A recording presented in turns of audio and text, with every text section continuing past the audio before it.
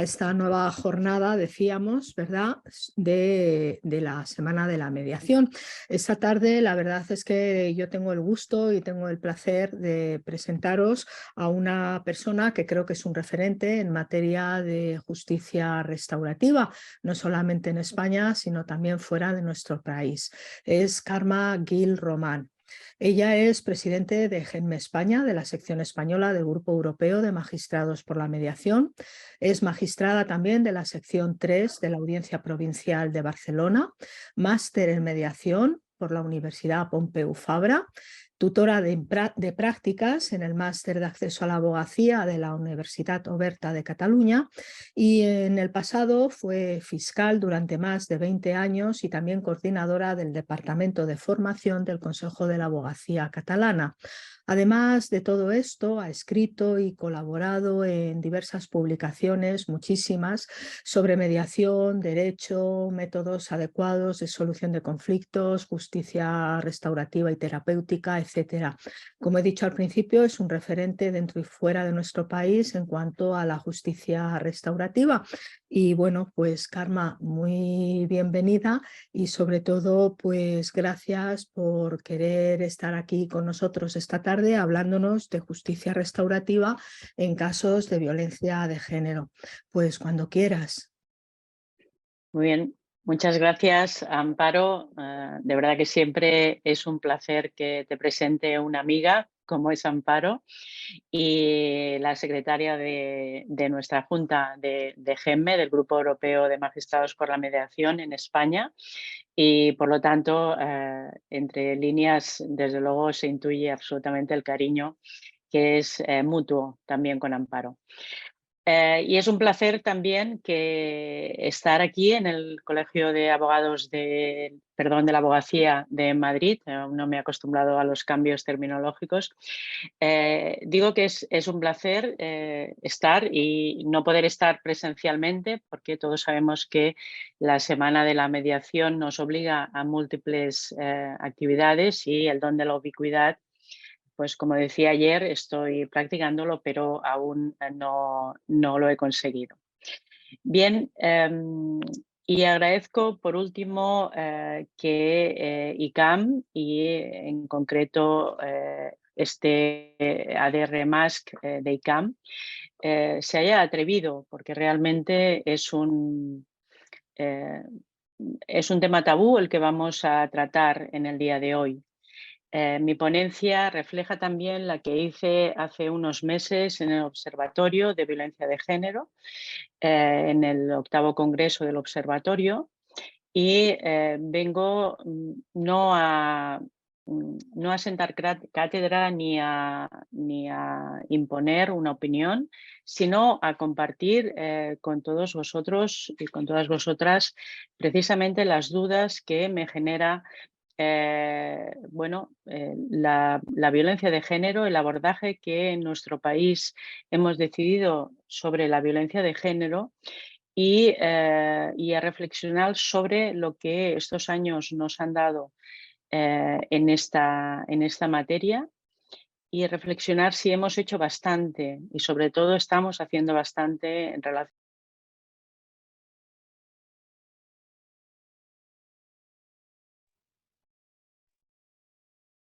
El anfitrión me había silenciado, no sé si es que espero no haber dicho nada inconveniente porque aún no he empezado, o sea que, bueno, No te disculpar, preocupes, Carme, nos había Vale. silenciado a las dos. Vale, vale.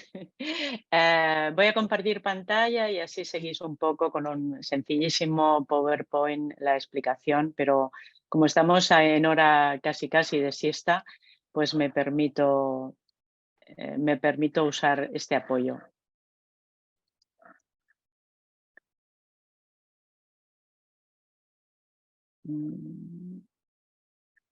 Disculpar, estáis viendo todas las diapos.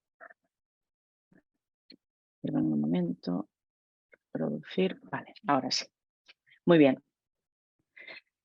Pues ¿de qué les voy a hablar hoy? Pues bueno, primero repasamos el texto normativo y bien, nos va a preguntar si prohíbe mediación en violencia de género. Todos sabemos que la ley del 2004 lo introdujo y bueno, queremos...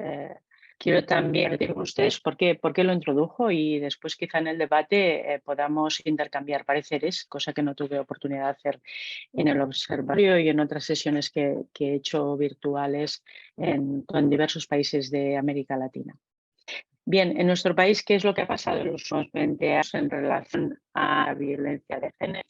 Y una vez estemos situados en esta materia, quiero abordar qué es y qué no es la justicia restaurativa. Quizás todos hemos hablado mucho de ello, pero creo que hay mucho desconocimiento también con la terminología utilizada y cuando hace unos años se hablaba sobre todo de mediación penal y eso ha generado muchísimo rechazo, yo creo, en esta materia.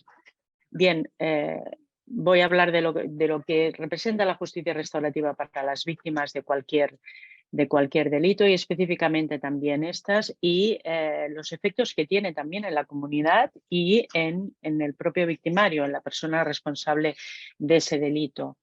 Y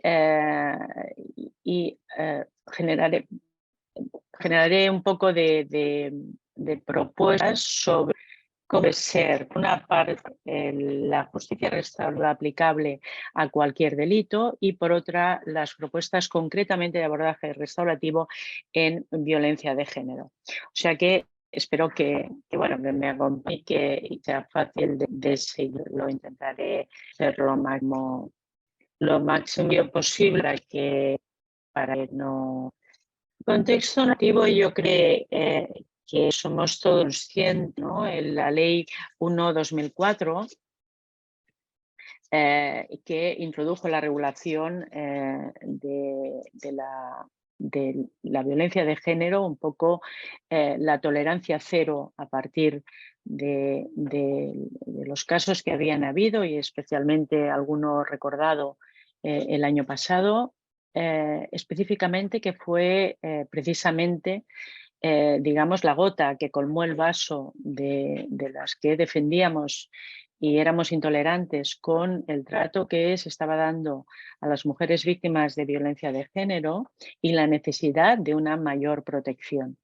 Bien, se crearon los juzgados de violencia de género y específicamente se reguló tanto los delitos como en esta ley especial contra la violencia de género se incluyó un artículo 44 que todos recordamos, sobre todo las profesionales y profesionales que estáis dedicadas a la mediación. Pues recordamos que especialmente la ley dice que en estos casos está vedada la mediación. Quizá que recuerden que estamos en el ámbito penal, a pesar de que la ley pretendía ir un poco más allá del ámbito penal, porque incluía dentro de los juzgados con competencias en violencia contra la mujer, pues incluía no solo las competencias en el orden penal, en los delitos que se cometieran en esta tipología de delitos, sino también las competencias en el ámbito civil, pretendiendo evitar el periplo que las mujeres víctimas de violencia tenían que pasar primero pues, por un juzgado penal, después o a la vez por un juzgado civil que conociera del proceso de familia. Bien, todo esto se intentó evitar y efectivamente los juzgados con competencia pues abarcan tanto el orden civil como el orden penal. Sin embargo, en el orden penal las cosas y abro un poco el zoom, no estamos hablando solamente de violencia de género. En cualquier tipo de delito debemos recordar que el ámbito penal lo que mira siempre es al hecho, a lo que ha pasado y a quién es el responsable de esa acción que está tipificada como delito. Entonces, es un sistema estrictamente basado en el punitivismo, en la respuesta sancionadora. Por mucho que nuestra Constitución hable del fin resocializador de las penas, lo cierto es que el proceso penal en sí mira sencillamente lo que ha pasado y prevé una respuesta, que es una respuesta que siempre será en modo de pena. Pueden ser diversas las penas que se impongan, pero en todo caso se impondrá una pena. Por lo tanto, va a una respuesta plenamente punitiva. Y responde, y yo creo que la ley de violencia sobre la mujer respondía también a este ideario que hay en nuestra sociedad, este pensamiento que está absolutamente extendido y es prácticamente uniforme, diría, en medios de comunicación, y lo hemos vivido en estos recientes meses en los que ha habido nuevas reformas del Código Penal, que nos hemos dado cuenta, ¿no?, de que lo único de lo que hablamos cuando hablamos de proceso penal y cuando hablamos de delitos es de la pena, ¿no? Y pretendemos solucionar los problemas que tenemos en la sociedad cambiando el Código Penal. Creo que esto es una realidad. Ayer conocía un manifiesto que se había publicado desde la Universidad de Bolonia en los recientes días, hace escasamente un mes, y ha habido otros manifiestos de especialistas en el ámbito penal que llaman, digamos, al orden, a los políticos y a los legisladores, en el sentido de, señores, el proceso penal tiene sus normas y tiene sus límites. No podemos solucionar problemas con el proceso penal. Bien, yo creo que esta idea quiero que la mantengáis durante toda mi ponencia, porque focalizando en el tema de la violencia de género es lo que vamos a ir reflexionando, ¿no? Podemos luchar contra el machismo, contra la discriminación, podemos luchar contra el odio en la sociedad, podemos luchar contra la desigualdad solamente con el Código Penal. Bien, si queréis después, pues en el debate lo podemos comentar. Yo, como magistrada y como decía Amparo antes, fiscal, llevo muchos años trabajando en la Administración de Justicia, siempre en el ámbito penal. Em, yo creo que no soy la única, somos muchos compañeros y compañeras que tenemos claro que el proceso penal no solamente no sirve para arreglar problemas, sino que es esencialmente victimizador. Que cualquier víctima que pasa por el proceso penal, no importa de qué tipo de delito, se siente victimizada. Incluso los puristas hablan no ya de víctimas hasta que no hay sentencias, sino de afirmadas víctimas como terminología que utiliza el Tribunal Supremo en recientes sentencias. Bien, lo cierto es que la víctima se siente juzgada ella misma, no al presunto victimario, sino ella misma juzgada, cuestionada y debe tener una fortaleza en el proceso penal porque eso es lo que se exige. Entonces, yo creo que es importante recordar que cuando hablamos de víctimas y también de víctimas de violencia de género, y por descontado de víctimas de violencia sexual, dentro de esa violencia de género, de violencia sexual, con las últimas reformas, debemos recordar que las garantías del proceso penal y esa parte de afectación que tiene la víctima en el proceso es obligada. Nos ha costado muchos años llegar a un proceso con garantías, un proceso en el que la presunción de inocencia fuera, digamos, la clave, fuera, digamos, el principio que presidiera cualquier actuación judicial, cualquier respuesta penal. Y eso es una garantía para todos, no solamente para los hombres acusados de violencia de género, sino que es una garantía para todos los miembros de la sociedad. Todos queremos un proceso en el que se nos trate como inocentes hasta que una sentencia, a la vista de unas pruebas suficientemente contundentes y valoradas desde la racionalidad, con estas pruebas se nos declare culpables, pero que de entrada seamos siempre considerados inocentes. Bien, en este contexto de proceso penal es cuando quiero que entendamos también lo que es el trato victimológico a a las víctimas de violencia de género. Bien,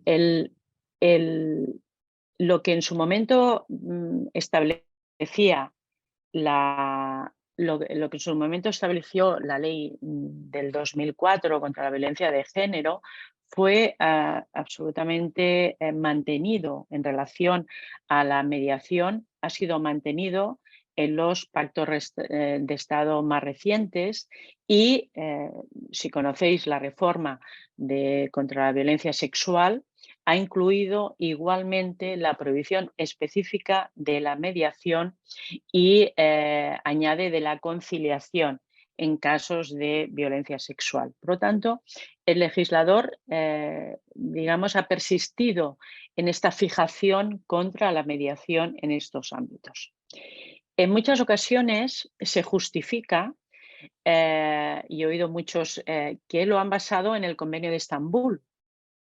El Convenio de Estambul, que como sabéis, pues es el convenio que se firmó por los diversos países, ¿no? Y que nos obliga a todos y obliga también a España, se dice que bueno, realmente están prohibidos los modos alternativos de resolución de conflictos.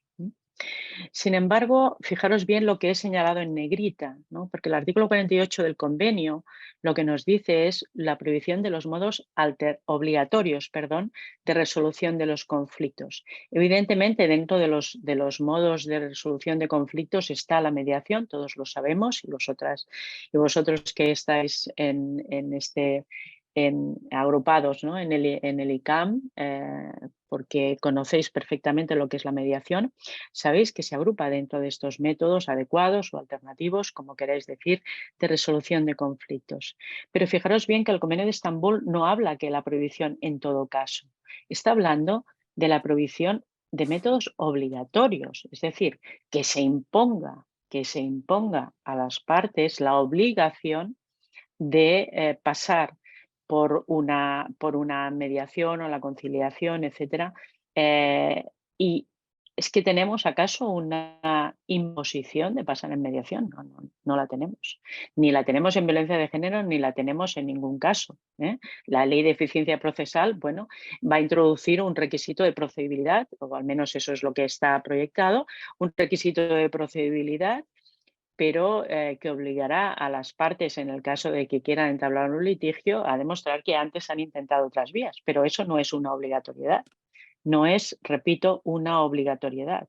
Y todos sabemos, los que conocemos la mediación, en los que la obligatoriedad no solamente no se da, sino que está completamente vetada. Al contrario, una de las bases, uno de los principios básicos de la mediación es la voluntariedad de las partes. Por lo tanto, el Convenio de Estambul lo que nos está diciendo es, oiga, usted no obligue en casos de violencia contra la mujer, usted no obligue a la mujer a pasar por una mediación. No. Entonces, nosotros y desde luego desde GEMME reivindicamos que en ningún caso se puede obligar, pero no a la mujer víctima de violencia de género, a ninguna persona a pasar por una mediación, porque eso sería contrario, como digo, a la propia naturaleza de la mediación, que parte de un proceso eminentemente voluntario.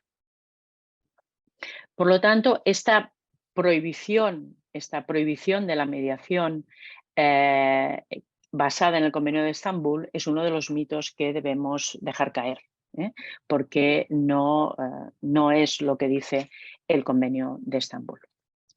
Bien, ¿por qué esta fijación de excluir la mediación? Bien, he leído infinidad de artículos que defendían la prohibición desde el 2004 y posteriormente, ¿no? Y hasta la actualidad. Algunos grupos, ¿no? Algunas asociaciones que insisten y, como digo, evidentemente el legislador no solamente no ha derogado lo que en su momento incluyó en la Ley de Violencia Integral, sino que recientemente lo ha incluido, como os digo, en los pactos de Estado o en la última reforma contra la violencia sexual. Se considera que debe excluirse la mediación para proteger a la mujer. Considerando que en estos procesos no hay una garantía de igualdad de armas. Ciertamente, todos conocemos que la violencia de género está presidida precisamente por una situación de dominación del hombre, pareja o expareja, sobre la mujer, una relación que se convierte en patológica y una de dependencia emocional de la mujer eh, respecto de su pareja o expareja. Bien, por eso se dice, mire usted, como la mujer no está en una situación de igualdad, usted no puede iniciar una mediación, ¿no? No, no. Otro de los principios básicos junto con la voluntariedad es precisamente una situación de igualdad. Y si no existe, los que conocemos la mediación, los que la hemos estudiado, la hemos practicado, las personas que la practicáis cada día, sabemos que se debe conseguir una situación de igualdad. Incluso nosotros defendemos en materias tan de tanta desigualdad como es el proceso contencioso administrativo, por ejemplo, o los procesos administrativos, nosotros defendemos que a pesar de que la administración siempre tiene una posición preponderante, eso no significa que no pueda participar en un proceso de mediación. Será precisamente consiguiendo una situación de igualdad entre las partes cuando se puede avanzar en ese proceso. Si esa situación no se da, pues evidentemente no se iniciaría el proceso de mediación. Pero bien, los que critican la mediación en este ámbito siguen insistiendo en que no hay garantías de igualdad de armas. También se dice, oiga, no se garantiza que sea un proceso voluntario para la mujer. Es decir, aunque usted diga, no, la mujer participa solo si es voluntario, en el fondo, por esta dependencia emocional con su maltratador, pues puede hacer que acepte participar en una mediación a pesar de que sea una aceptación no voluntaria, es una aceptación forzada, coaccionada por miedo, y que ello puede hacer pues, que se revictimice a la mujer. Bien, otro de las objeciones que se ponen a la posibilidad de mediación es que el problema costó mucho que la violencia de género saliera del ámbito privado. ¿No? Aquel aforismo, ¿no? Aquel dicho que teníamos, ¿no? Que tenían nuestras madres y nuestras abuelas, ¿no? De que los trapos sucios se lavan en casa, ¿no? Y había otro que decía entre padres, ¿cómo era? Entre padres, madres y hermanos, no metas las manos, algún dicho de estos que nos recordaba siempre decir, no, o sea, lo que pasa dentro de casa se queda allí, que no se entere nadie, etcétera. Ciertamente fue una lucha y una lucha que yo creo que se ha ganado, que es precisamente es un problema y un problema social. No es un problema de una mujer puntualmente en su relación de pareja o expareja, sino que es un problema social de toda la sociedad, la violencia de género, y estamos todos dispuestos y activados para luchar. Entonces se dice, oiga, si usted permite la mediación en estos casos, bueno, lo que va a hacer es volver al ámbito privado, dejando que las partes solucionen este problemilla de forma que la mujer vuelve a quedar desprotegida y sobre todo se viene a favorecer, ¿no? La situación de dominación. Por lo tanto, los procesos de mediación pueden facilitar, ¿no? La perpetuación de este ciclo de la violencia de género que también conocemos.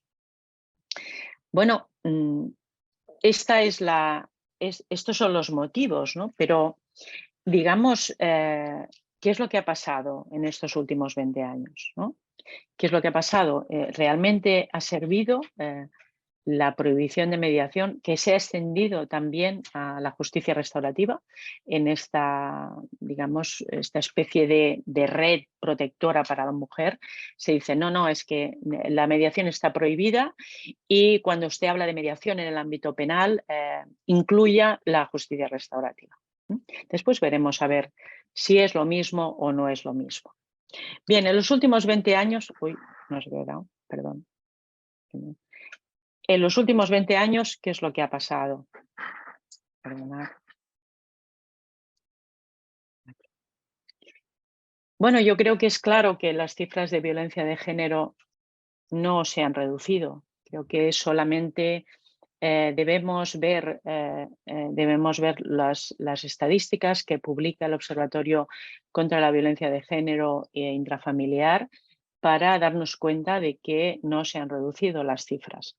Han aumentado mucho las denuncias, muchísimo en comparación con antes de la ley, pero llevamos 18 años, la ley es del 2004, pues más de 18 años con una ley integral y a lo largo de estos años hemos visto el incremento de denuncias, pero lo que no hemos visto es la reducción de las cifras de violencia. Las víctimas tienen más confianza en el sistema de justicia. Bueno, yo creo que la respuesta es que no. Yo francamente creo que la respuesta es que no. Ayer mismo en un reportaje que aquí en la televisión de Cataluña salía una víctima de violencia de género que se quejaba de que el proceso, que él se saltaba las órdenes de protección, que no había derecho, que la que estaba escondida era ella y que a pesar de que él había sido condenado varias veces, pues él estaba en libertad y era ella la que se sentía recluida, ¿no?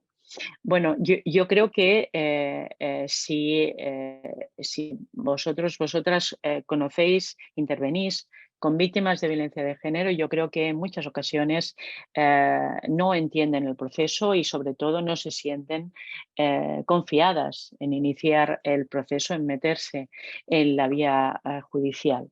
Y eso nos debiera hacer reflexionar y eso es lo que pretendo en el día de hoy. Las estadísticas nos dicen, ¿no?, que un 28% de las víctimas ha acudido a la policía. Por lo tanto, pese al incremento de las cifras, ¿no?, de violencia y del número de denuncias, continúa habiendo una gran cifra negra de víctimas que no acuden al proceso penal, que no acuden a la policía, que no piden, ¿no? En muchas ocasiones la intervención policial se da por requerimiento de vecinos, de personas que en la calle ven una agresión de este tipo, pero las víctimas continúan sin acudir, ¿no? Y también estas estadísticas nos dicen que el 70% de las víctimas priorizan el apoyo psicológico sobre el apoyo penal. Bien, si miramos las cifras, ¿no?, recogidas, no lo he recogido el último mes de enero, que todos sabemos que como el mes de diciembre pasado está siendo terrible a nivel de cifras de mujeres víctimas de feminicidios. Vaya, podemos hablar claramente de feminicidios. Bien, si vemos las cifras a lo largo de estos años, desde que se empezó a computar el número de mujeres muertas, ciertamente hemos disminuido, ¿no? Y yo creo que eso, bueno, es desde luego una buena noticia porque salvar a cualquier mujer ya sería motivo suficiente para mantener una legislación como la que nos dotamos en el 2004. Pero como vemos, en los últimos años ha alcanzado pues, esa cifra, ¿no?, alrededor de los 50 feminicidios, que en los últimos años hemos ido bajando y, por desgracia, íbamos mucho mejor en el 2022 y el último mes fue devastador. Eh, Estas son las cifras, ¿no? Es verdad que han bajado en los últimos años, digamos, pero continuamos teniendo una cifra bastante estable en los últimos 5 años, bastante estable de víctimas bueno, víctimas mortales de violencia de género.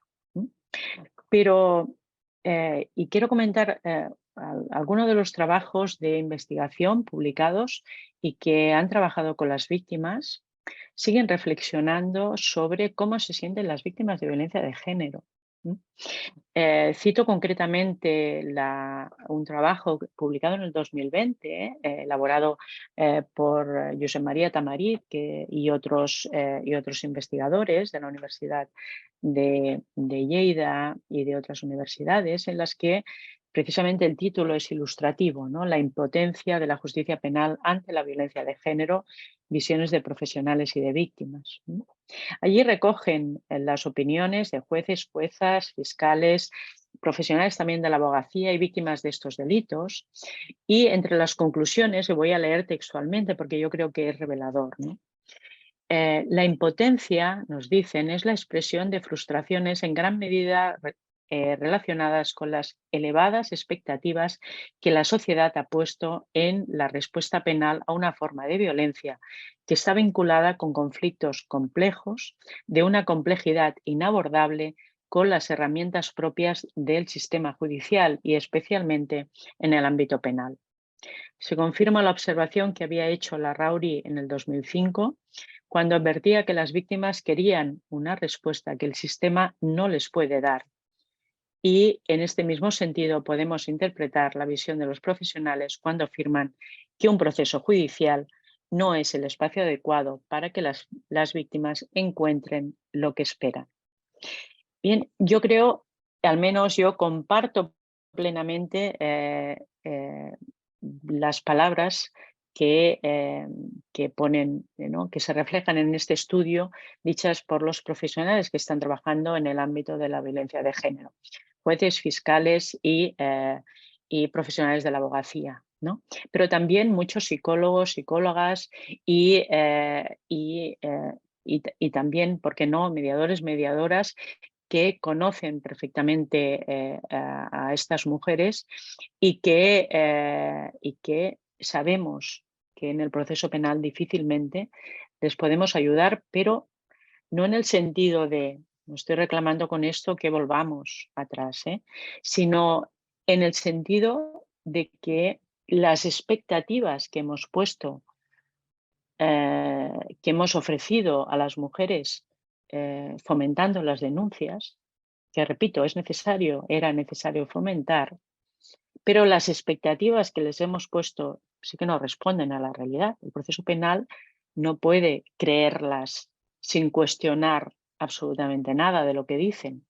No puede partir de lo que ella dice y sin ningún otro tipo de prueba ni corroboración de ninguna clase obtener una sentencia condenatoria, ¿no? No puede en muchas ocasiones ser una justicia rápida, porque está la posibilidad de recursos y de garantías, ¿no?, en general. Pero sobre todo es que debemos reflexionar del día a día en los juzgados de violencia de género, en los que las víctimas nos dicen: no me siento escuchada. ¿Cómo es posible que una víctima de violencia de género no se sienta escuchada si precisamente hay unos juzgados especializados en violencia de género? Me siento juzgada si me trata de mentirosa. O las que dicen, es que yo no quiero que se lo condene, yo no quiero que vaya a la cárcel. No quiero que el padre de mis hijos vaya a la cárcel, ¿no? Se quejan de que no se les informa adecuadamente, que no saben lo que va a pasar. Se quejan de que, bueno, el tiempo de la justicia es muchas veces incompatible con su proceso, con su estado emocional, ¿no? Y esencialmente es que el proceso judicial no puede atender a sus necesidades, más allá de las necesidades puntuales de una orden de protección que evidentemente sí que está prevista en la ley, y la concesión inmediata en la guardia de los juzgados de violencia de género. Pero más allá de esta protección que todos sabemos que tiene unas claras limitaciones, porque bueno, la mujer no puede estar custodiada las 24 horas por la policía, porque difícilmente se la puede proteger en algunas ocasiones cuando no solamente es la relación con la pareja, sino con el contexto familiar o incluso con el contexto comunitario, y eso lo observamos en muchas ocasiones con víctimas que son de de origen magrebí, marroquí, por ejemplo, en el que el aislamiento es aún más difícil, ¿no? O personas pues que forman parte de comunidades muy pequeñas, en las que se sienten muy observadas y desde luego muy juzgadas, ¿no? Bien, todo esto, pretender que el proceso penal puede dar una plena protección y satisfacción a la víctima, creo que debemos ser conscientes de que eh, difícilmente damos esta respuesta. Pero sobre todo quiero reflexionar es que mm, eh, ¿qué hacemos con las víctimas que no quieren denunciar? Porque las hay muchas. Aquellas víctimas que dicen, no, yo no quiero que se le condene, o que avisada a la policía por los vecinos, etcétera, etcétera, no quieren declarar, ¿no? El 416 que, como sabéis, ha ido limitándose a nivel jurisprudencial, y en la última reforma del año 2022, eh, del 2021, que se reformó contra la violencia infantil, se reformó el 416, ha ido limitando considerablemente, absolutamente limitado la posibilidad de acogerse a la dispensa legal, al derecho a no declarar contra tu pareja, ¿no? ¿Eso ha favorecido que las mujeres se sientan más seguras, más protegidas? Bueno, yo creo que la respuesta la conocemos todas. Y repito, ¿qué hacemos con las mujeres que no quieren denunciar? Que acuden al proceso de familia y, a pesar de que tenemos indicadores claros, abogados, abogadas o jueces y juezas en los procesos de familia, tenemos indicadores claros de violencia de género, pero la víctima no quiere denunciar. Las ignoramos, las dejamos a su suerte, no las atendemos. ¿No sería mucho más adecuado una escucha activa y una atención plena a estas víctimas que no quieren iniciar el proceso penal? Yo creo que, desde luego, es importante tenerlo en cuenta.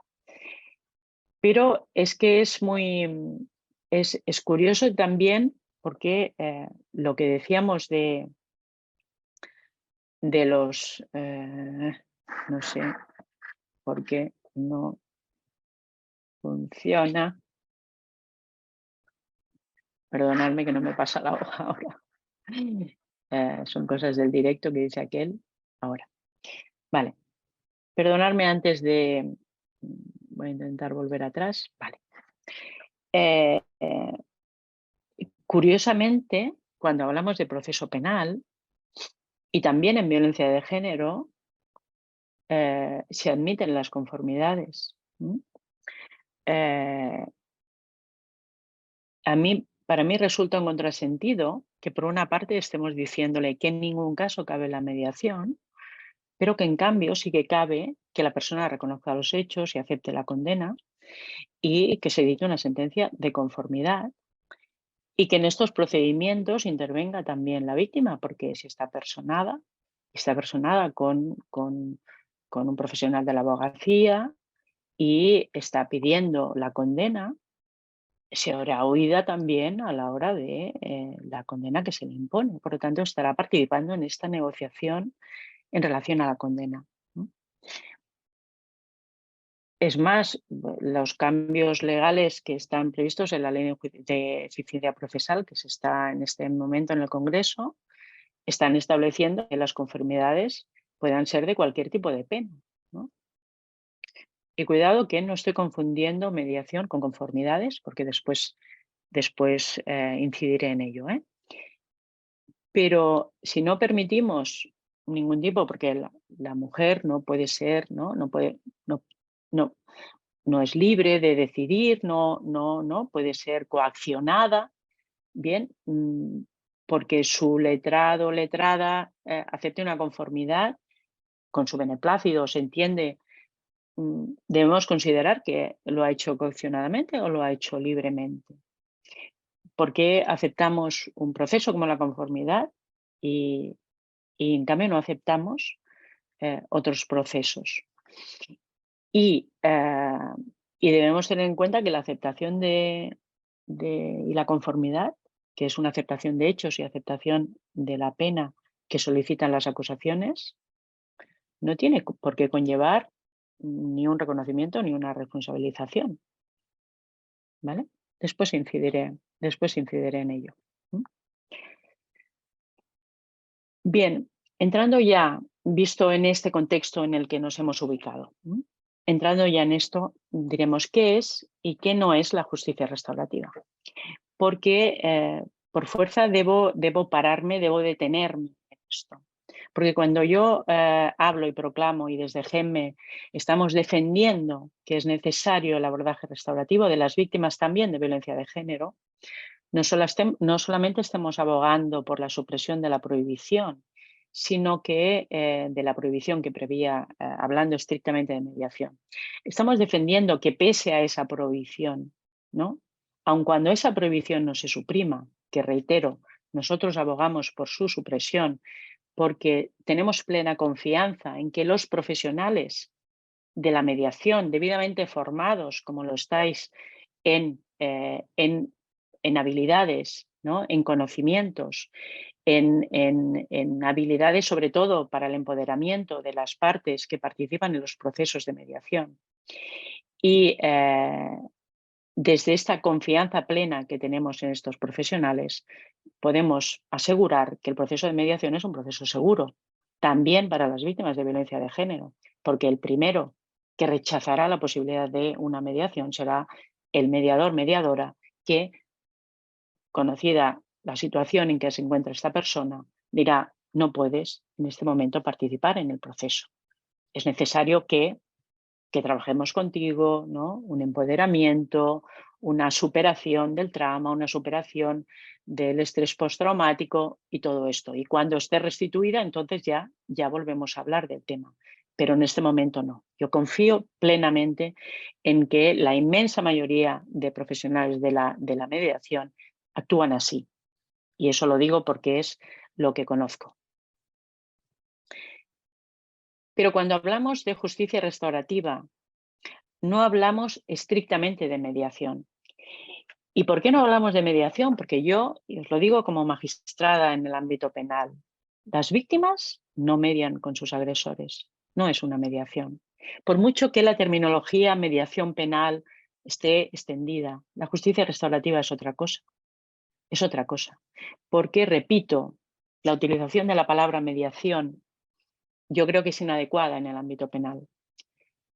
¿Por qué las víctimas no median con sus agresores? Porque precisamente si son víctimas del delito, ¿no? No hay ningún conflicto.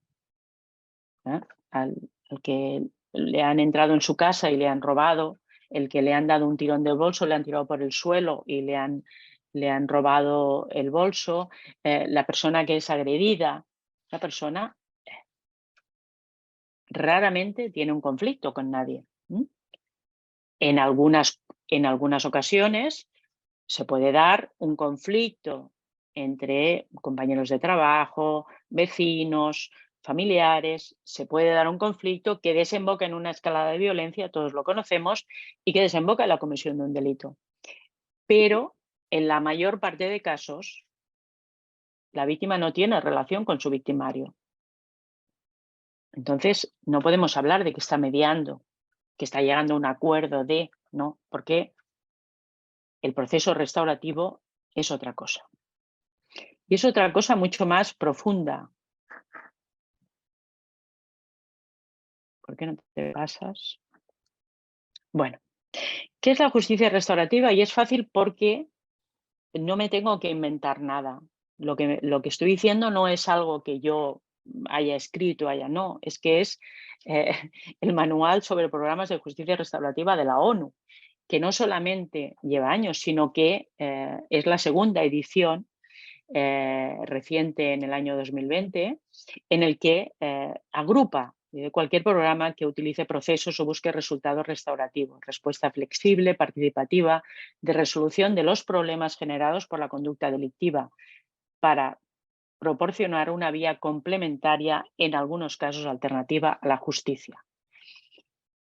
Tenemos también la recomendación hecha por el Comité de Ministros de la Unión Europea en el 2018, que puso absolutamente las bases de lo que debiera ser una regulación de la justicia restaurativa en los países de la Unión Europea, que por desgracia en nuestro país no ha tenido un reflejo en nuestra legislación, ¿no? Y que, bueno, ojalá alguna de las enmiendas que propusimos desde GEMME, aprovechando la ley de eficiencia procesal, era al menos incluir alguna regulación, ya que en otros cambios legislativos que han afectado al ámbito penal no se ha introducido nada al respecto.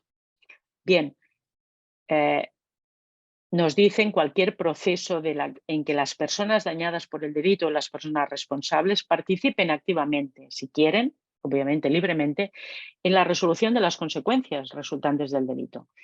Y la ayuda, ya no hablamos de mediadores, a pesar de que todos sabemos que muchos de los facilitadores que intervienen en el proceso de justicia restaurativa tienen una formación de base de mediación, pero es algo más que la mediación. Es algo más que la mediación porque requiere una formación victimológica clara.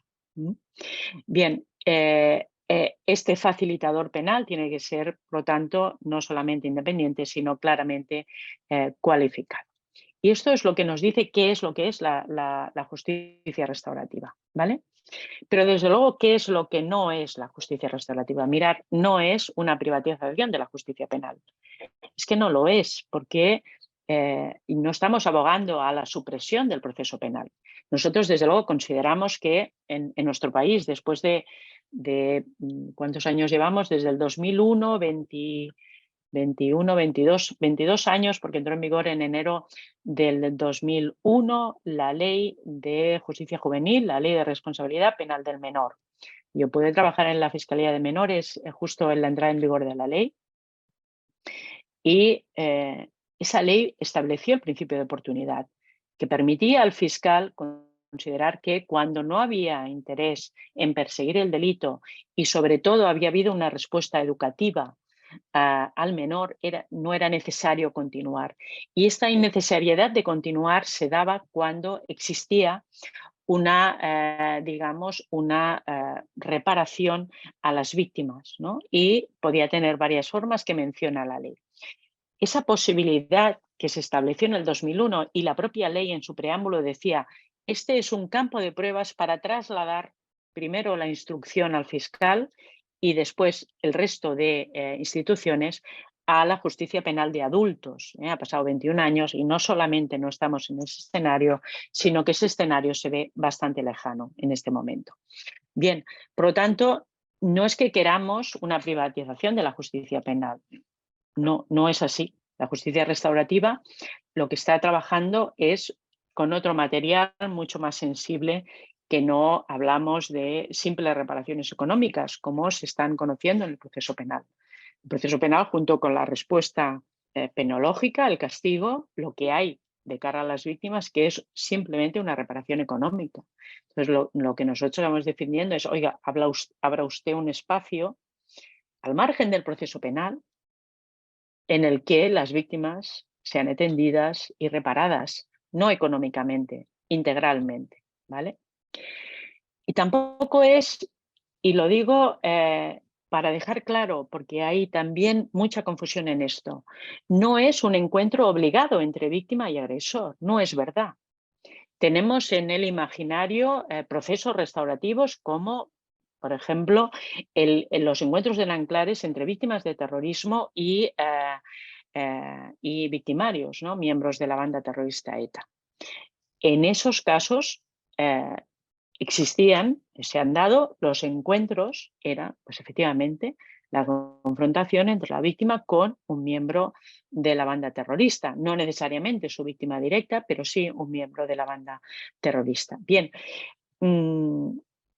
esa es una forma de proceso restaurativo, pero no es la única, no es la única. Existen muchas otras fórmulas que se están implementando y la recogen en el manual que os recomiendo de la ONU, en que se recogen las diversas tipologías de justicia restaurativa. Es importante, es importante. Por lo tanto, vamos a quitar, ¿no? Borrar los clichés que tenemos.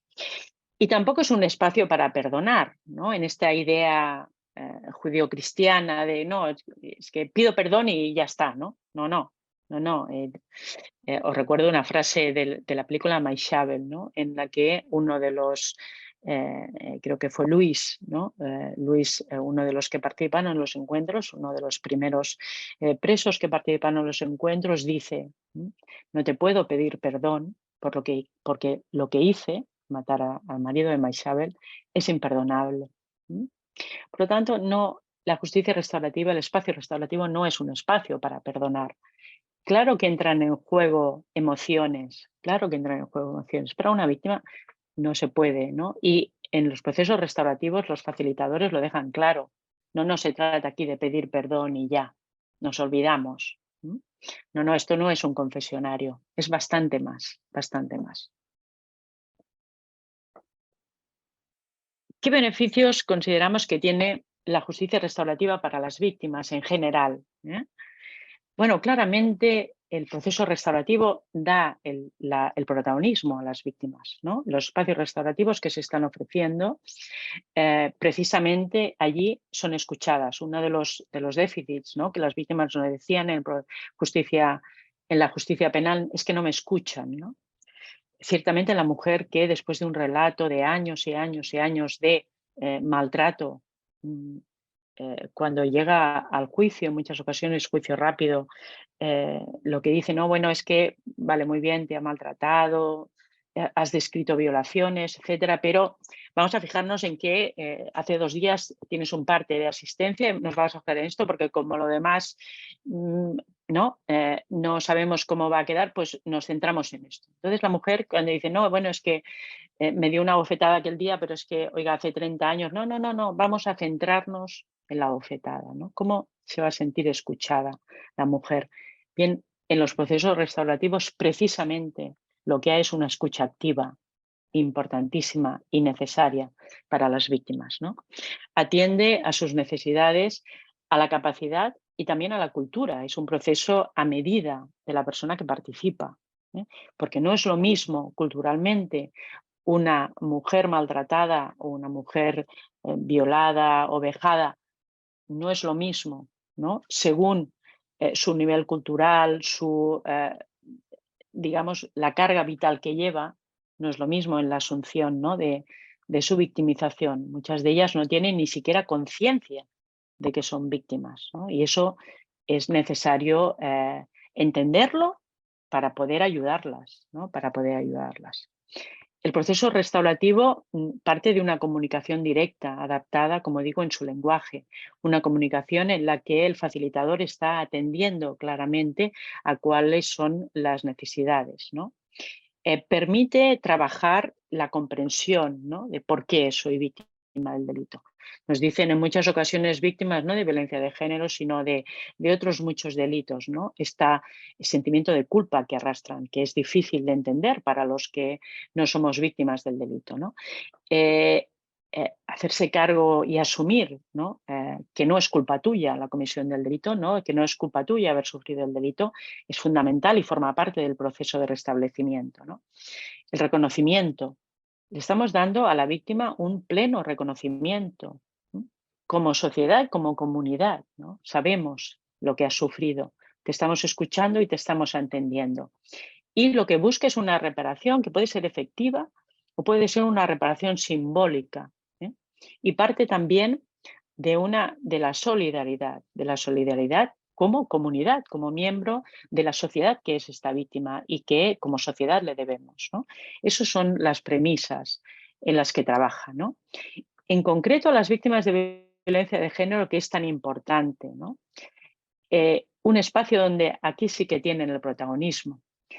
Una oportunidad de hacer preguntas, ¿no?, de buscar información, ¿no?, que la víctima en muchas ocasiones no recibe, ¿no?, en el proceso.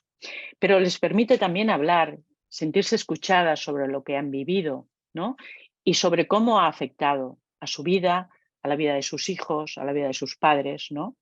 Es un ámbito, ¿no?, en el que se puede recuperar, ¿no?, el dejar atrás tan importante, ¿no? Yo lo que no quiero es, nos decía una víctima de violencia en el estudio que os he comentado, ¿no?, hablaba, yo no quiero estar con asociaciones de víctimas porque parece que te esté recreando, ¿no? Y incluso utiliza la palabra mierda, ¿no? Estoy en la mierda y me permanezco aquí recreándome, ¿no? En que soy víctima. Lo más importante y lo que tenemos que ayudar a las víctimas es precisamente en dejar atrás el delito, en reducir su ansiedad, su vergüenza, su miedo, para que encaren el resto de su vida completamente empoderadas, con autoestima y sobre todo mejorando las relaciones entre familiares, intrafamiliares, pero también las relaciones de pareja. Hemos constatado, y en los últimos días se ha hablado mucho de eso, ¿no? De la reiteración del patrón abusivo por parte de maltratadores, pero también por parte de víctimas, que cambian de pareja, pero buscan parejas en los que se repite el patrón abusivo, el patrón de dominación. Bien, si tenemos víctimas sin ningún tipo de autoestima, ¿no? Y buscan esto, eso nos debe hacer reflexionar, ¿no? ¿En qué ayuda el proceso penal a estas víctimas? Yo creo difícilmente, ¿no? Si somos conscientes de que las víctimas tienen todos estos beneficios del ámbito restaurativo, ¿por qué tenemos que privar a las víctimas? ¿Por qué?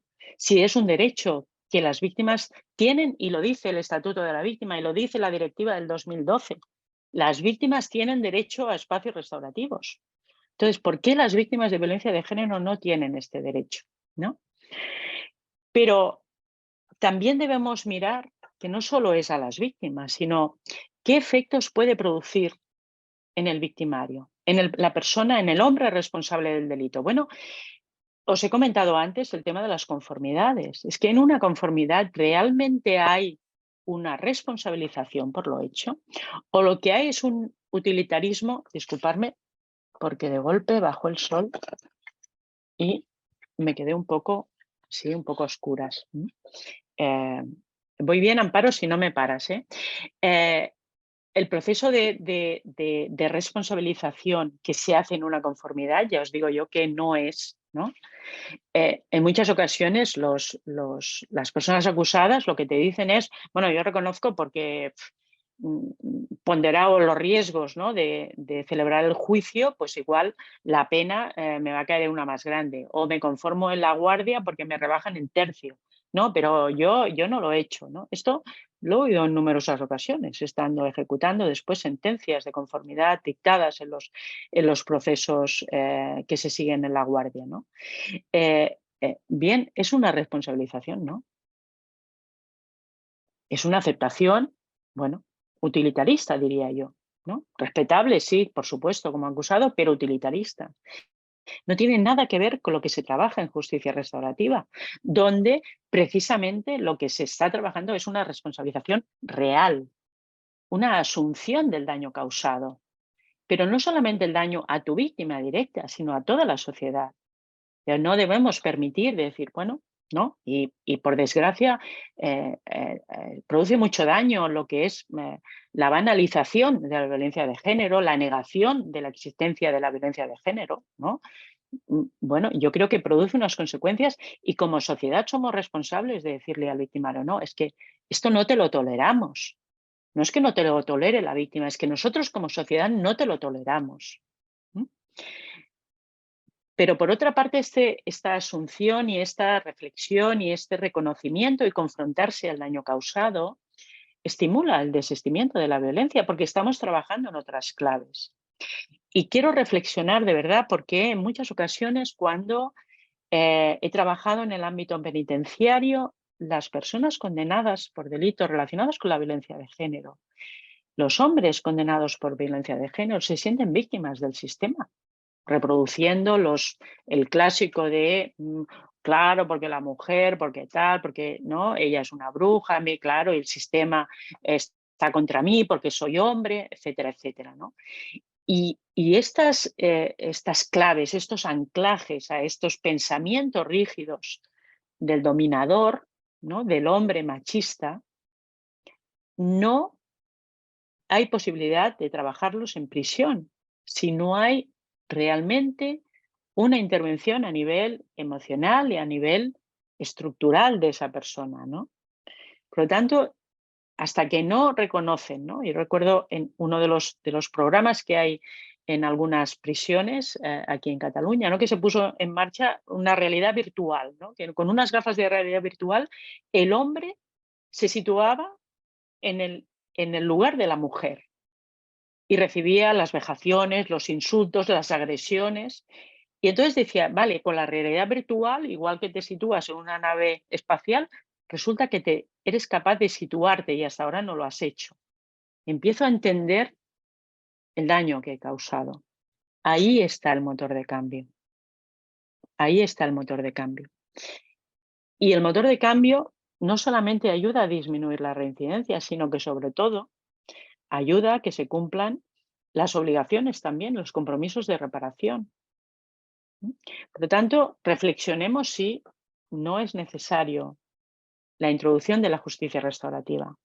Pero claro, no a cualquier precio. Son procesos voluntarios, solo participarán las víctimas y las personas acusadas o condenadas que quieran, los hombres que quieran participar. Es necesario, lo dice el Estatuto de la Víctima, un consentimiento informado y mantenido a lo largo del proceso restaurativo. La víctima tiene que saber qué es el proceso restaurativo, qué es lo que le está aportando y, sobre todo, decirle esto es voluntario, puedes participar, puedes empezar y puedes desistir en cualquier momento. En todo caso, tiene que mantenerse esta voluntariedad y estas ganas de mantenerse, pero igualmente en la otra parte. Son procesos confidenciales y eso es importantísimo cuando la justicia restaurativa tiene lugar antes de la sentencia, porque la presunción de inocencia debe mantenerse y no debe en ningún caso. O sea, lo que pase dentro del proceso restaurativo no puede salir de allí. En el momento de la ejecución es distinto, pero antes, desde luego, el proceso es confidencial y solo sale si las partes quieren que salga de allí.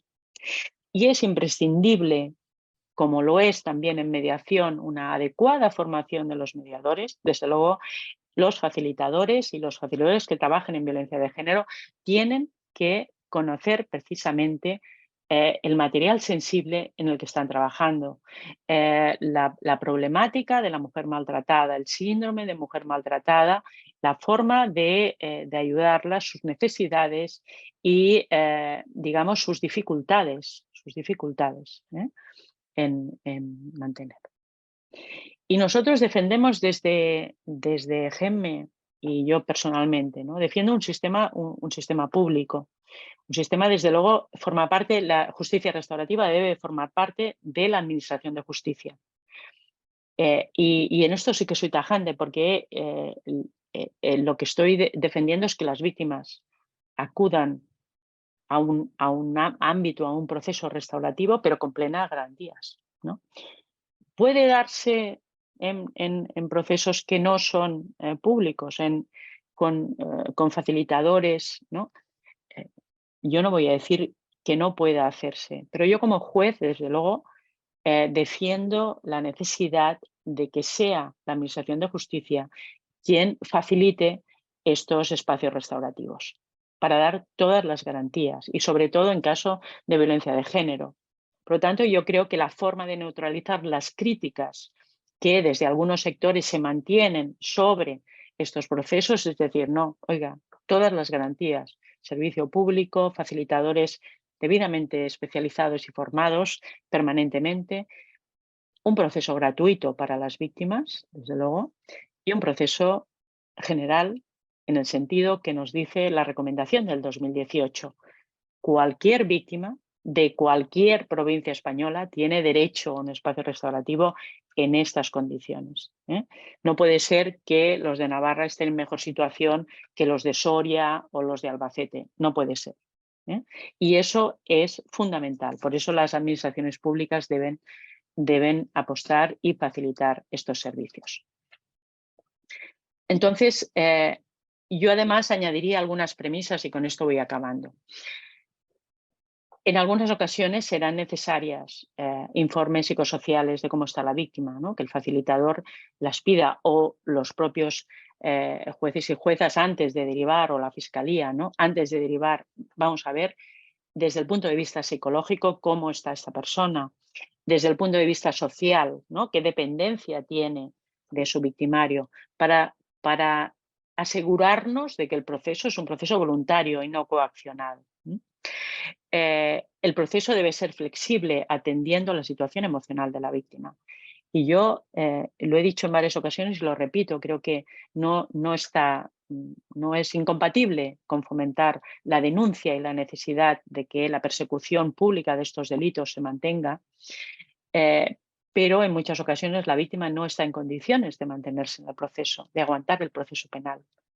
De ahí que no quiera declarar, que no quiera ser asistida por el médico. Es que la víctima a lo mejor no está emocionalmente en situación de aguantar un proceso penal, que les digo, es difícil. Las víctimas se pasan días sin dormir cuando tienen un juicio. Y eso debemos entenderlo, los juristas. Nos resulta a nosotros pues extraño, pero igual que cuando nos vamos a operar, pues a pesar de que confiemos en el cirujano, el miedo que tenemos pues es esa inseguridad, ¿no?, hacia lo desconocido, pues igual pasa en el proceso, igual pasa en el ámbito judicial. Y eso debemos saberlo. Debemos garantizar que la víctima, cuando quiere participar en un proceso restaurativo, lo haga a sabiendas de que es el proceso y lo asuma libremente, no esté coaccionado. Y sobre todo vamos a elegir el modelo restaurativo más adecuado. A veces no será un encuentro víctima-victimario, a veces no será posible en violencia de género porque hay una orden de alejamiento, pero hay modelos, por ejemplo, el modelo belga, en el que existe un mediador facilitador con la víctima y un mediador facilitador con el victimario. Y la comunicación se hace a través de los profesionales. Y son procesos que han funcionado, que están funcionando y que están ayudando a las víctimas. Por lo tanto, yo creo que los modelos son variados, se están implementados en diversos países. Simplemente, ¿no?, España es uno de los poquísimos países que tiene aún esta negación, esta posibilidad de que la víctima sea atendida en un marco restaurativo distinto al proceso penal. Otros modelos, ¿no?, los diálogos transformadores. En Cataluña se están haciendo lo que llaman entrevistas, ¿no?, o sesiones restaurativas solamente con la víctima y el facilitador. No estamos hablando de terapia, estamos hablando de procesos restaurativos con, digamos, los métodos restaurativos, ¿vale? Pero están los círculos de diálogo y los círculos de familia que son muy útiles, porque en muchas ocasiones la familia o las familias de víctimas y victimarios, ¿no?, se tienen que reconocer, se tienen que aceptar, tienen que hacerse cargo del daño causado. O las conferencias en las que haces intervenir otros miembros de la comunidad. Por lo tanto, hay muchas herramientas, ¿no? El modelo austriaco que os comentaba, el modelo belga, el uso de las nuevas tecnologías en los que el encuentro, si se considera, no reviste ningún tipo de riesgo porque no se hace en persona, sino que se hace a través de nuevas tecnologías. Como digo, hay muchas herramientas directas e indirectas para un abordaje restaurativo. Y también durante el cumplimiento de la condena para los condenados por violencia de género, ¿no? Es necesario programas o talleres restaurativos, algunos ya se están dando en algunas prisiones españolas, pero en temática específica de violencia de género hay que aumentar. ¿Por qué? Porque si no la pena de prisión no es suficiente, no es suficiente. Es necesario trabajar la empatía, el fomento digamos, a la conciencia del daño causado, el seguimiento, los círculos de apoyo postpenitenciarios. Es necesario conseguir la reinserción del penado y sobre todo, sacarle de los anclajes machistas que culturalmente tiene adquiridos. Ese es el motor de cambio que nos garantiza que no haya más delitos, ¿no? Por lo tanto, este sería mi resumen, ¿no? En resumen, desde luego no queremos sustituir con la justicia restaurativa el proceso penal, pero hay que reconocer que es necesario implementarlo, que mejora el cierre y mejora la sanación para las víctimas, para que dejen atrás el delito. Y desde luego, las víctimas de violencia de género tienen derecho a que el Servicio Público de Justicia incluya un espacio restaurativo. Y me gusta acabar con esta frase, porque cuando hablamos de justicia restaurativa hablamos de víctimas, pero hablamos de su dignidad y de su solidaridad que como comunidad les debemos. del respeto, del reconocimiento, pero también de la reconciliación, no del perdón, pero sí de la reconciliación y de vidas con presente y con futuro, no solamente con pasado, como mira el proceso penal. Yo creo que cuando hablamos de todo esto también hablamos de justicia. Pues con esto acabo. Muchas gracias y me someto a vuestras preguntas, opiniones, por supuesto discrepancias. Muchísimas gracias, Karma. La verdad es que hemos estado todos súper atentos y súper atentas a todas estas cuestiones que nos planteabas y que desde luego, estando incluso de acuerdo con todo, pero es bueno este momento de reflexión. Había una pregunta en el chat que pedían cuál es la fuente o de dónde has sacado la fuente de la estadística que nos has enseñado sobre el número de víctimas mortales en violencia de género. En la web del Observatorio de Violencia de Género están absolutamente actualizadas las estadísticas de feminicidios y también las estadísticas de denuncias y de condenas, etcétera. Entonces, bueno, yo creo que una de las cosas que se están haciendo bien en violencia de género es precisamente ese seguimiento estadístico. Yo creo que necesitaríamos mayores trabajos de investigación para más análisis pero a nivel estadístico, desde luego, en violencia de género tenemos lo que no tenemos en ningún otro delito, y eso es gracias. En el Observatorio de Violencia de Género, en la web, lo podéis encontrar absolutamente todo. Muy bien, estupendo. Bueno, si alguien quiere formular alguna pregunta, incluso, pues, y si se quiere poner la cámara, yo creo que Karma estará encantada de ver los rostros. Por supuesto, por supuesto. Muchas gracias y agradezco también los comentarios en el chat sois muy amables, que valoráis la exposición, ¿no? Como veis, lo que no soy es parcial, sino muy contundente siempre, porque bueno, realmente estoy hablando de algo que creo, no estoy... Hay alguien que... ¿Alguien quiere hablar, pero no te oímos bien? No, ya parece que ha cerrado el... También había antes quien hacía una reflexión y a ver a ti qué te parece, ¿no? Decía que a veces, un poco al hilo de cuando has dicho, ¿no? Que a veces también el victimario se siente víctima, dice que a veces el hombre condenado por violencia de género se considera una víctima de la sociedad porque dice a veces se da cuenta de que está repitiendo patrones o conductas de educadores, de padres, etcétera, que ahora mismo en la sociedad actual pues realmente esto se rechaza, ¿no? ¿A ti qué te parece esto?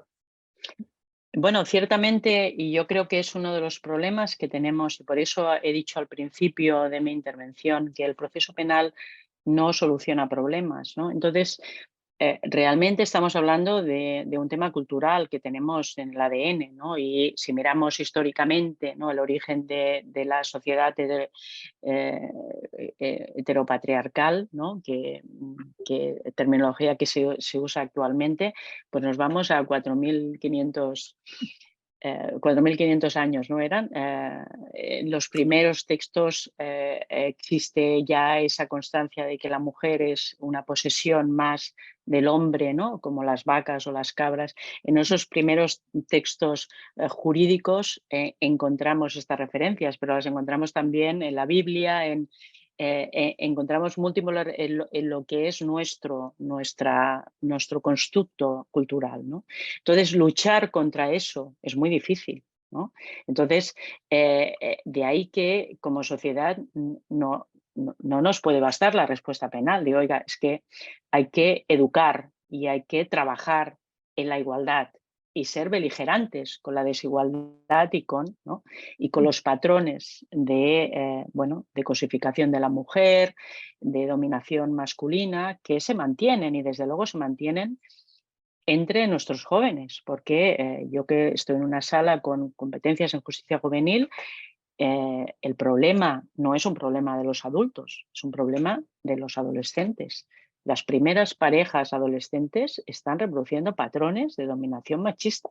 Y eso es lo que nos debe alarmar. Por eso digo que el proceso penal no se queda absolutamente corto. O sea, no podemos dejar de tener víctimas de violencia de género si no cambiamos estos patrones culturales. Bueno, ¿alguien más se anima a formular alguna pregunta, alguna reflexión o como ha dicho Karma, decir que no está de acuerdo en algo, porque eso también enriquece? Hola, buenas tardes. Mira, yo os quería decir, es difícil hacer alguna pregunta porque la exposición ha sido tan buena y yo creo que a todas y a todos nos está pasando. Es que estamos tan de acuerdo que lo que realmente yo creo que nos apetece a la mayoría es decir, ¿y cómo empezamos? Bueno, empezar hace ya mucho que se ha empezado, pero ¿qué podemos hacer para colaborar en conseguir esto? Porque es súper importante. Es realmente tener a la mujer en consideración sin una sobreprotección que no viene a cuento y sería también el realmente lograr que haya menos víctimas porque sería trabajar también con la persona victimaria. Entonces, la cuestión no es preguntar, sino preguntarte qué podemos hacer, cómo podemos colaborar, porque está tan claro y es tan bonito, tan interesante, tan de igualdad, yo creo que todos ahora mismo tenemos la sensación de, venga, ¿qué podemos hacer? Creo, o así me siento yo al menos. Bueno, pues yo creo que lo que podemos hacer es lo que estamos haciendo, ¿no? Proclamarlo y proclamarlo públicamente y decir, esto tiene que cambiar, señores. Esto, yo lo dije públicamente en el Observatorio de Violencia de Género. Realmente la inmensa mayoría de personas que estaban en aquel auditorio, en el Senado, el feedback que me devolvieron fue tremendamente positivo y de decir, bueno, quizá alguien lo tenía que decir, ¿no? Gemme lo está diciendo, ¿no? O sea, yo por suerte ahora tengo, ¿no?, el altavoz que es Gemme, ¿no? Y los compañeros y compañeras que me acompañan en la asociación y que estamos defendiendo que otra justicia es posible, pero sobre todo otra sociedad es posible. Y una sociedad, como decía ayer, no basada en una sociedad, en la paz, en la cultura de la paz, no es que no existan conflictos, sino que resolvemos nuestros conflictos y nuestros problemas de forma pacífica. Entonces, yo no estoy diciendo que las mujeres no denuncien, no lo estamos diciendo en ningún caso. Lo que estamos diciendo es que necesitan, además de eso, necesitan espacios restaurativos. Y por lo tanto, ¿qué podemos hacer? Pues estáis en un colegio de la abogacía, estáis en asociaciones, y deben aunarse todas las voces que trabajan con las mujeres víctimas de violencia de género y decir, administración, esto hay que ponerlo en marcha. El coste que tienen el cumplimiento de las penas de prisión es elevadísimo. Si dedicáramos una parte de los esfuerzos que hacemos por meter en prisión a los maltratadores a espacios restaurativos a las víctimas y a trabajo restaurativo con los victimarios, yo creo que a corto, a medio y a largo plazo obtendríamos de verdad resultados reveladores. Y lo digo plenamente consciente de que no todas las víctimas pueden participar en un proceso restaurativo, no todas pueden ni quieren, ni todos los victimarios pueden. Pero desde luego, si no hay espacios restaurativos, si las víctimas no tienen ni esta posibilidad, si nadie les informa, si cuando la mujer va a denunciar no se sienta alguien con ella y les dice, ¿tú qué quieres? ¿Tú qué necesitas? ¿Qué te gustaría? Eso es esencial. Y no queremos que no denuncien, ¿no? Claro que no queremos eso, porque consideramos que es intolerable la violencia de género. Lo que queremos es que la mujer que denuncie se sienta empoderada para hacerlo, sea consciente del daño que tiene, se cure y empoderada se enfrente. Eso es lo que yo creo que es la clave. Y desde luego con los victimarios lo he dicho claramente. O sea, creo francamente la pena de prisión no es suficiente, no lo es. Y podemos aumentar, porque ya sabemos que en este país nos gusta mucho aumentar las penas de prisión, pero continúa siendo insuficiente.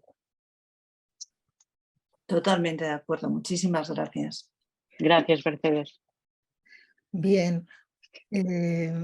Bueno, Hugo, hay aquí alguien que pregunta que cómo se pueden especializar o formarse en restauración con las víctimas, ¿no? Y cómo puede ayudar a crear una sociedad en la que los niños y niñas sean protegidos, sean iguales y resuelvan conflictos de forma pacífica.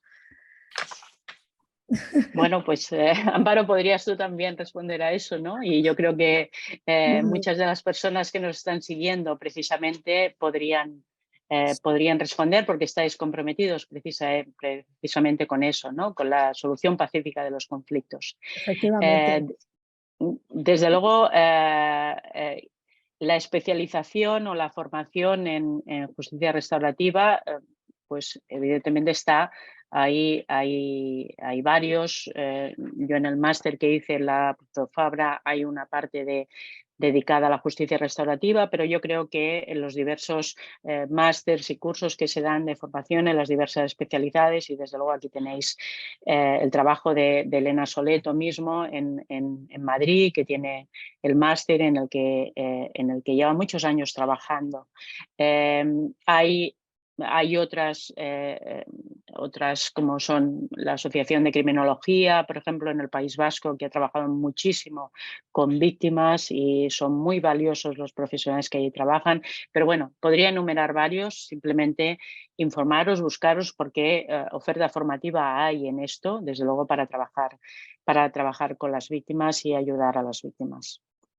Sí, y además, efectivamente, como tú bien apuntas, Karma, hay una oferta, yo creo que acomodada a todas las necesidades que tengan, o sea, cursos más largos, más cortos, de máster, de no máster, y eso ya pues dependiendo, ¿no? Un poco de qué es lo que se desea, pero sí, yo insisto en que es necesario para tratar con las víctimas, es necesario conocerlas y es necesario, desde luego, una formación profunda.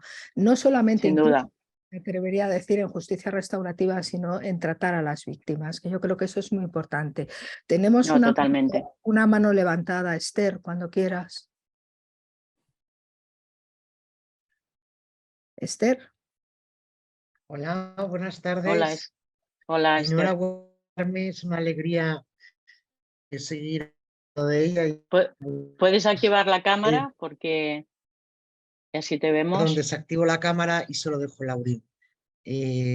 Desactivo la cámara, que está bien, solo tengo el audio. Bueno, mi pregunta, Vale, Carmen, sin problema. Enhorabuena por tu ponencia. Es en relación con el conflicto que has descrito, normas procesales que prohíben la mediación y la justicia restaurativa, el género, y la ley del 2015 que reconocía, como tú bien has dicho, la víctima, que reconoce el derecho a un espacio restaurativo. Yo quería saber tu opinión personal sobre cómo se resuelve este conflicto, si es que estamos ante una colisión de dos normas procesales en los que a lo mejor habría que interponer un recurso de inconstitucionalidad llegado el caso, o esto es una interpretación por parte, digamos, de los juristas más conservadores, dejémoslo entre comillas, y lo que es una interpretación de la ley que se hace para llegar a la conclusión de que está vetada la justicia restaurativa en violencia de género.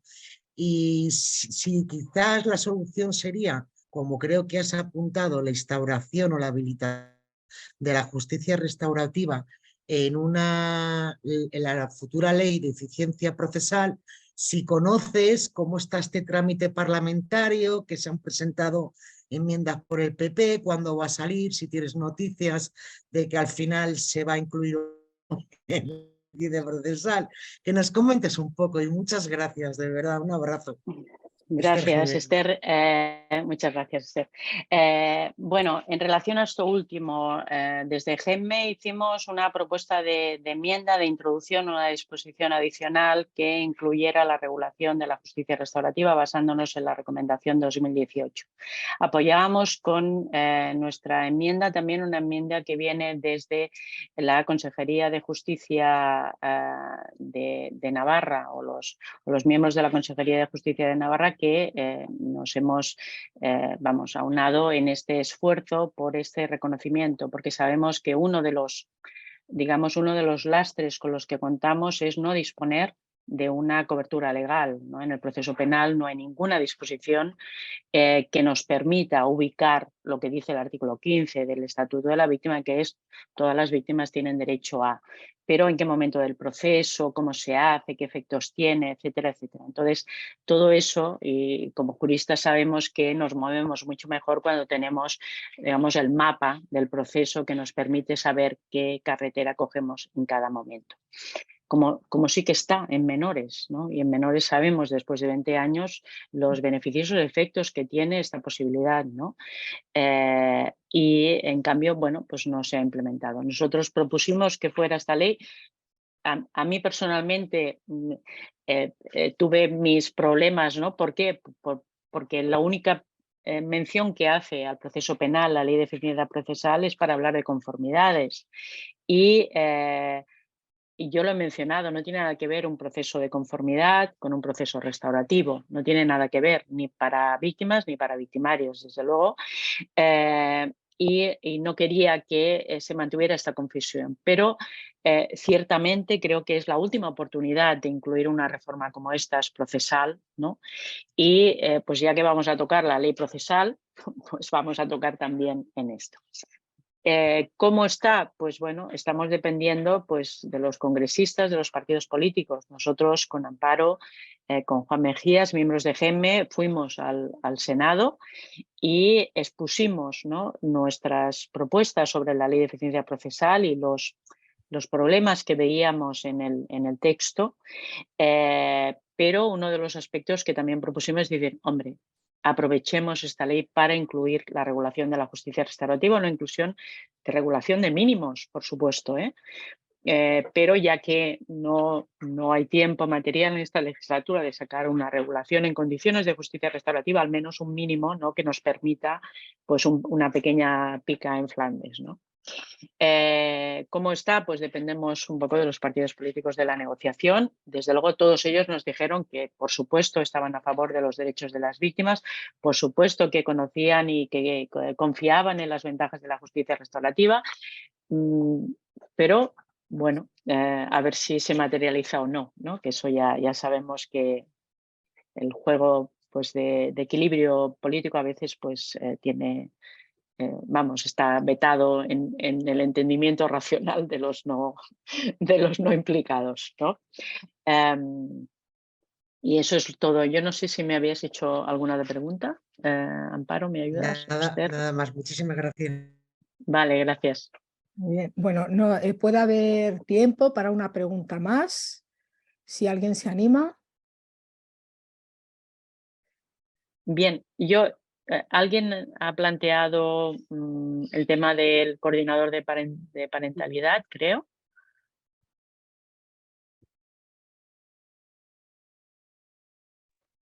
Y respecto de la... No, y también preguntan dónde encontrar los distintos modelos de justicia restaurativa. Vale, los distintos modelos de justicia restaurativa están en un manual de la ONU, que os pasaré, bueno, le pasaré a Amparo cuando pase el PowerPoint. Está en un manual de la ONU, los distintos modelos de justicia restaurativa. Bueno, hay aparte mucha bibliografía sobre el tema que podéis encontrar sin dificultad. Pero los que he mencionado de la ONU o la recomendación 2018 es fácilmente encontrar. Si ponéis en Google recomendación 2018 Unión Europea, justicia restaurativa, os sale, está traducida al castellano, y el manual, la segunda edición del manual, que es mucho más amplia, está solamente en inglés, al menos yo cuando lo miré en noviembre. La primera edición está también en castellano, pero allí lo podéis encontrar muy fácilmente, muy fácilmente.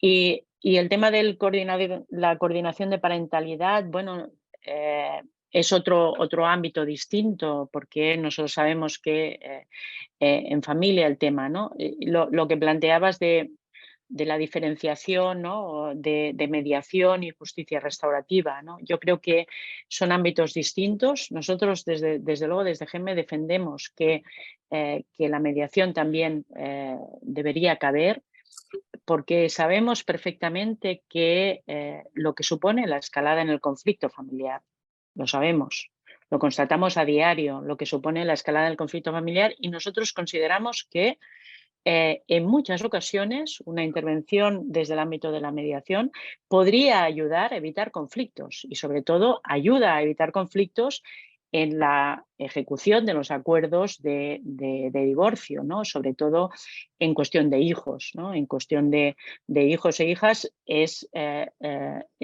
claro que un mal divorcio lo que genera son unas pésimas relaciones y unas pésimas dificultades de llevar a cabo pacíficamente las diferentes, no me gusta hablar de visitas, porque cuando hablamos, ¿verdad?, de niños y niñas, están con sus padres, no están visitando a un extraño, ¿no? Sino la convivencia con un progenitor y otro progenitor, y pues cuanto menos diálogo y menos posibilidad de acuerdo exista entre las partes, pues mucho más difícil se hace, desde luego, para los niños y niñas que están en estos procesos. Entonces, si ponemos el foco en ellos, yo creo que es claro que mediadores y mediadores están ayudando precisamente a estos niños y ayudando a estas